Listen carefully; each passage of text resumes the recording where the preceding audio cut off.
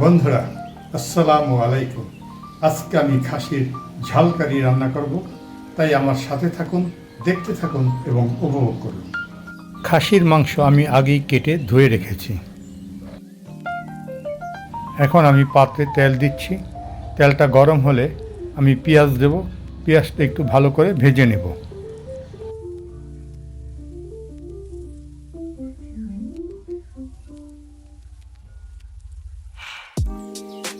পেঁয়াজ ভাজা হয়ে গেছে।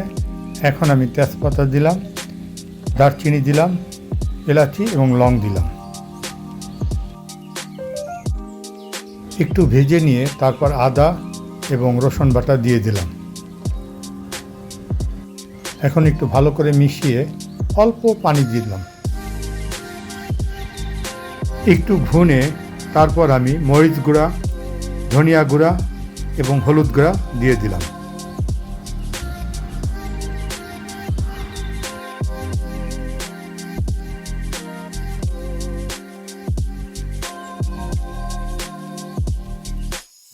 পরিমাণ মতো লবণ দিলাম এবং একটু সামান্য পরিমাণ পানি দিয়ে এটাকে ভালো করে ভুনতে হবে। স্বাদের জন্য কয়েক টুকরা টমেটো দিয়ে দিলাম।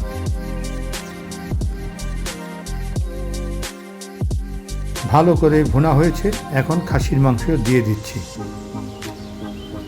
মশলার সাথে খাসির মাংসটা ভালো করে মেখে তারপর কিছু সময়ের জন্য ঢেকে রাখতে হবে।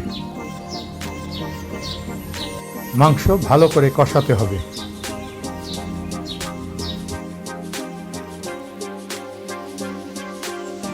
মাংস ভালো করে কষানো শেষ। এখন পানি দিয়ে দিচ্ছি সিদ্ধের জন্য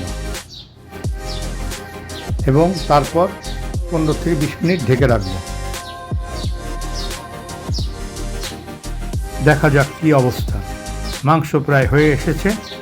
এখন আমি একটু গরম মশলার গুঁড়া উপরে ছিটিয়ে দিচ্ছি। হয়ে গেল আমার খাসির ঝাল কারি রান্না। বন্ধুরা, যদি ভিডিওটি পছন্দ হয় তবে অবশ্যই লাইক, শেয়ার এবং কমেন্টস করতে ভুলবেন না। ধন্যবাদ সবাইকে।